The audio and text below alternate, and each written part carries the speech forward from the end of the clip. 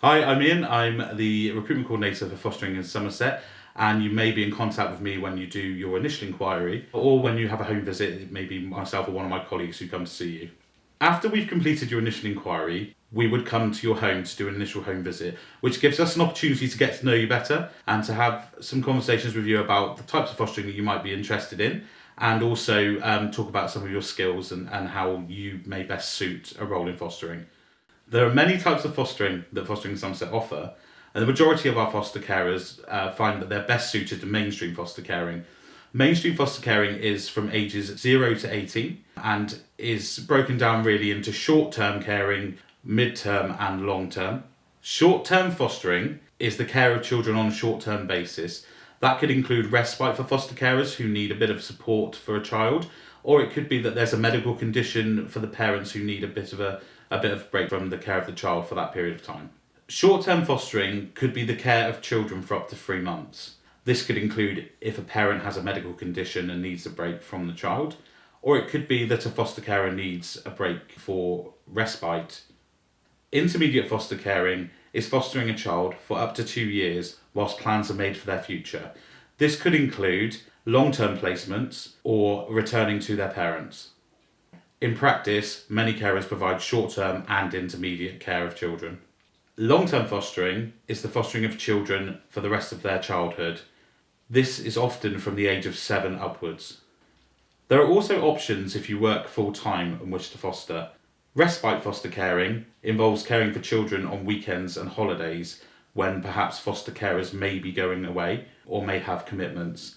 Linked caring is also an option which could be considered within fostering. Linked caring involves looking after a child as a means of support once they're in residential care. This could be for them to transition into a foster care placement, and that may involve you having the child for tea sometimes and maybe overnight stays on a short-term basis.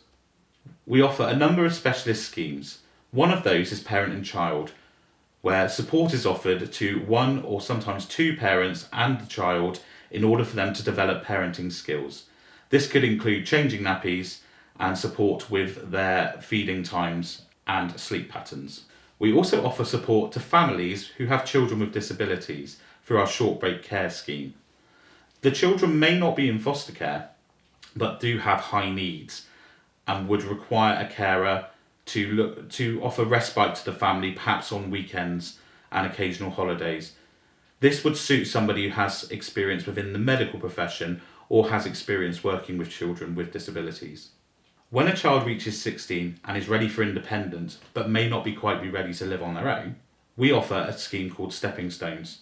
The Stepping Stone scheme allows children aged 16 and over to live with a carer but have semi-independence. So for this role, you will need to live in a town or have very good transport links, as a child will often be attending college and need that level of semi-independence. Once we've talked about types of fostering, we'll discuss with you how this may affect your family and discuss with you how your family feel about the process. It's really important that your birth children are aware of what you're looking to do, and it's really important that they understand what may happen in the future. Once we've completed your home visit, we will send you a report through the post, which you can expect within 2 weeks. This will just outline what we've discussed in the meeting, and if you would have a good read through it and just make sure that we haven't misrepresented you in any way and that you're happy with the content. We will also send out at the same time an application form. If you can complete the application form if you're wanting to proceed with the fostering process, and return that to us. And if you have any trouble whatsoever with the form, then please do contact the recruitment team. We're here to help, and we will help you fill it in if you need that. If you proceed and you send the application form, our business support team will complete several checks on you, including references and some background checks. And whilst that's going on, we will invite you to a training course. So the training course is called Skills to Foster, and it's a bit of an introduction to fostering. Some of the topics covered would be things like attachment and some of the experiences that children have in care. We often have a care leaver at the training to give you an insight of how fostering has affected their lives and how they have progressed with foster carers, and really help you to understand how you can make a difference to the child's life. The training is held over a 2-day period. Sometimes that's held on consecutive Saturdays, sometimes it's held midweek. Once that's been completed, you'll have a feedback session, and the feedback session will involve the facilitator of the course and your assessing social worker. And it's an opportunity for them to introduce you to the assessing social worker who will be completing the assessment for you, as well as an opportunity just to feedback on how you felt about the course and how you feel about your journey going forward as a foster carer. At the next stage of the assessment process, the assessing social worker will arrange to come to visit you in your home, and they'll go through an assessment process which is known in Somerset as a STAR form. And the assessment process can be quite intrusive, does go into a lot of different elements of your life, and the purpose of that is to give you an idea of what you can expect as a foster carer, as well as to ensure your suitability and to protect yourself, to make sure that you've uncovered every event in your life. The assessing social worker will expand on some of the things that we discussed at the initial home visit. So, for example, any pets in your household will need to be assessed to make sure they're safe to be around children.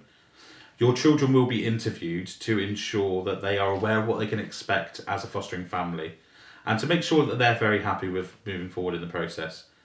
We will need to speak to any ex-partners you've had that may have been significant in your life. I know some people may feel uncomfortable with this, and if you do feel uncomfortable, please do discuss that with your assessing social worker. During the application process, there are some checks that will need to be completed. A medical will need to be completed, which will be done through your doctors. We will also need to gain references from your children's schools, as well as your employers, and if you're renting, we may need to gain a reference from your landlord. When your assessment is completed, it will be sent to an independent panel who will assess your suitability to become a foster carer. You will be invited to this panel and will be encouraged to attend that. Assuming the panel are happy with the assessment, they will put forward a recommendation that you be approved as a foster carer. At this point, you'll just need a final rubber stamp from the local authority and you'll be an approved foster carer. You will then be assigned a supervising social worker and be ready to welcome your first foster child. Thank you for taking the time to watch this video. We hope you found the information useful.